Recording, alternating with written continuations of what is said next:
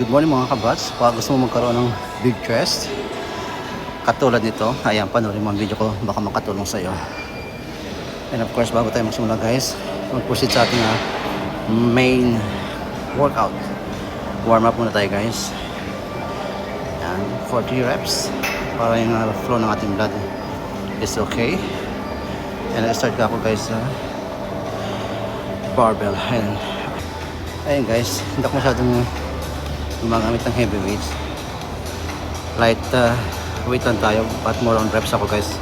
Ayaw ko masyadong mag-bulky katawan ko, yung gusto ko lean lang guys. And of course I use dumbbell guys. Ayan, of course 15 reps tayo guys, 4 sets tayo guys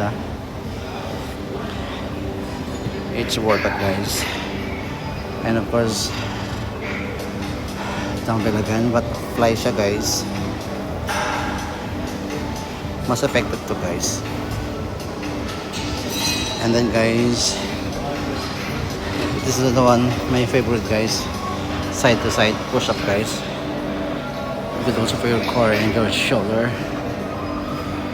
Yan, sa una mahirapan ka, but if you used to it, it's easy. This is the one like doing a push up close grip guys, but I use the ball, it's most effective guys. And just like you're doing guys, kung kaya mo na side to side guys, this is lang, slow lang tayo guys. Target also your core guys. Ayan mga kabrats, kung nag-enjoy ka sa aking video, like and share.